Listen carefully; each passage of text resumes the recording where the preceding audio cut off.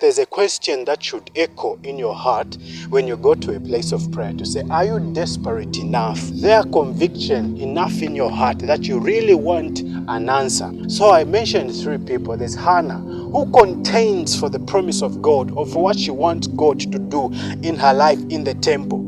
And from there, you are going to know and begin to have a picture in your mind of what prayer really is or what prayer should be.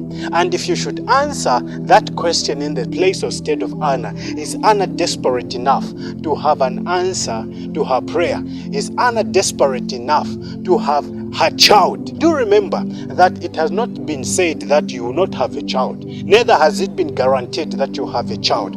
But she prays to make sure that what she's asking or trusting God for comes to pass. So we see her going to a place of prayer, and she kneels in that moment and she begins to pray. And now the things that she does in that moment of prayer is not just saying words.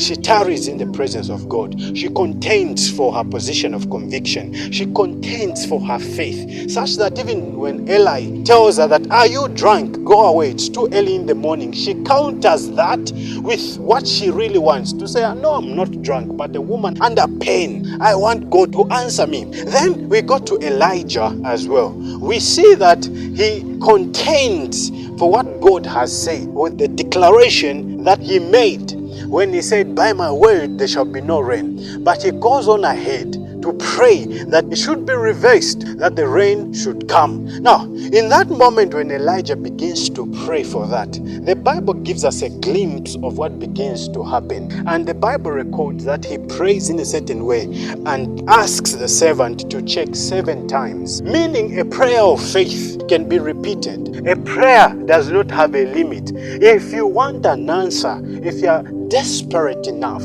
to have God attend to your situation or to have God come through, you have to wait for him in prayer until you see what he said has to be done. So now, this is why I said, when you pray, if you do it in the flesh, you are going to fail. Because when you have walked a few meters, when you're supposed to go a few kilometers, your flesh will tell you that you have done enough for today. Rest here. But do know that as long as you have not journeyed in prayer to the extent or the amount that is required for you to receive an answer, you won't receive it. Let me share this with you. When we come to such kind of prayer, you have to know that the enemy will fight you. There's a time when I get to a place of prayer, I wouldn't take more than 5 minutes until my head begins to ache. Or maybe it's because I close my eyes or anything. Okay, you try.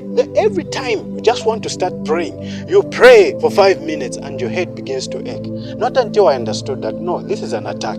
I would say, let me see how far this headache could take me. And I can't remember when it disappeared. A serious one. Not that if you're to know it's a headache. No, a serious one where the thing that you want to do is to stop praying. This is to show you that the enemy will fight you. And the enemy will fight you if you're making progress. If you're not making progress, there's no reason to fight you. Don't you realize that the moment you go into prayer, that's when like everyone in the world wants to begin calling you? If that is happening to your life, just know that the enemy is using that route to disturb or to cause your prayers to become ineffective. The moment you want to go and pray, that's when you begin remembering all the chores that you haven't done. Just know that the enemy is fighting you. And Christians really need to understand and learn this. There's nothing more valuable to you on your road to progress or breakthrough than the time that you are going to be in the presence of the Lord, contending for what you believe God has to do. Look at the great things that have been done and accomplished.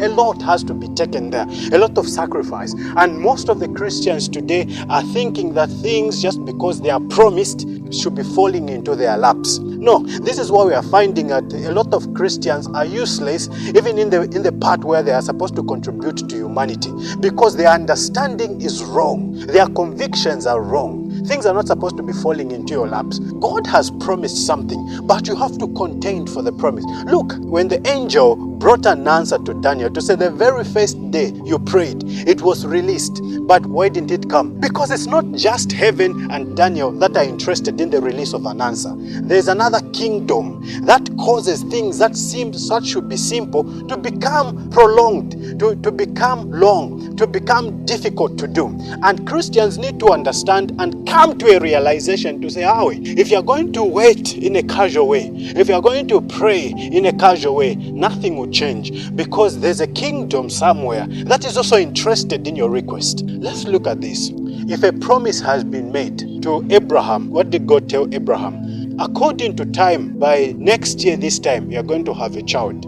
Abraham would have sat to say, listen, Alanda, according to time, next year, but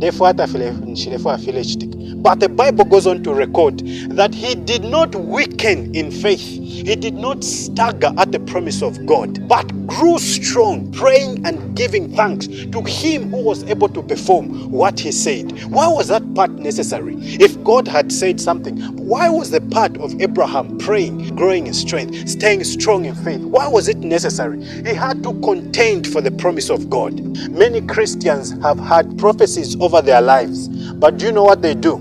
They say, they have prophesied over my life, it is well. They go their way. They are not contending. They are just waiting and expecting that things will fall into their laps. No, there's another kingdom somewhere that is interested in the manifestation of that promise. So what is required of every child of God is to learn these things, to learn what prayer is, how to use prayer, and what prayer does. When we say prayer has power, indeed, they talk about such kind of prayer. We are not talking about such kind of prayer. You go to say we have prayed. No, they are talking about a prayer that is a spiritual exercise that draws power from the spiritual realm to force things to happen. Prayer. That's the kind of prayer that we're talking about. We are not talking about prayer where you come and go. We are talking about prayer where you tarry in the presence of God. You ask God and you wait. You ask God and you contend for the prayer, for the answer to your prayer. Another person in the Bible that we're talking about is Jacob.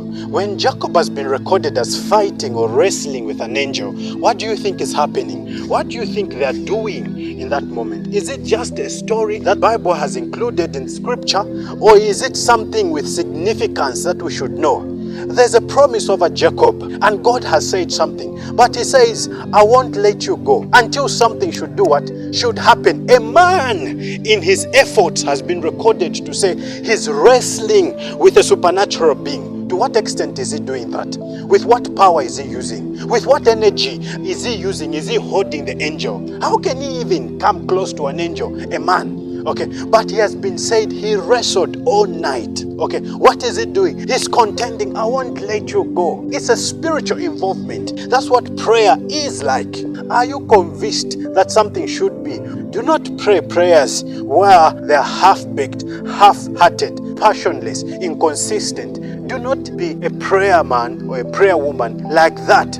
Prayers which are not persistent. This is why Jesus, he brings out something in that parable to say men ought always to pray and not to faint. He's referring to something that people have not yet understood. He's referring to a kind of spiritual involvement and engagement that is required to be brought out in a life of prayer that will bring results. Okay, if your request won't make the prayer to be answered, your persistence will make it get answered. Your consistency will make it get answered. This is why he's saying, when the judge said, even if I do not fear God or man, but because this woman has worded me out, I have to do what she has said. I have to offer her justice. Another thing about prayer is that when God has said something, his word does not fall to the ground. We see this in the life of Jesus Christ. When he says, before they even go to Lazarus, to say, Lazarus has fallen asleep. The disciples say, what do you mean? If Lazarus has fallen asleep, he'll wake up. Why do we need to go there? But he comes to tell them to say, Lazarus has died. But his sleeping is not unto death, or his sickness is not unto death, whereas the man has died. Now, meaning God has introduced a word that contradicts to the situation that is currently happening. and his word does not fall to the ground. So what begins to happen? He begins to go to do what people are not expecting him to do. When people tell him that no, this man has died a long time, he doesn't turn around to say, okay, pa Thursday, let's go back. No, he doesn't do that. When they tell him that no, we can't open the tomb by now, he says, no, I can't go back right now. There's a word hanging over whatever is happening right now, and it cannot fall to the ground. He's contending for what God has said. He's contending for the manifestation of what he has said. And this is why you see the Bible is saying God has placed his word above himself, meaning he holds himself accountable to what he has said. If he has brought a promise in your life, if you do not contend for it, you wait and you wait and you wait and you wait, you will not see it. But the moment you choose to go into a place of prayer and contend for it, you see the manifestation of it. Why? Because his word does not fall to the ground. Yet if you do not contend for it, you wait and wait, and it will not manifest.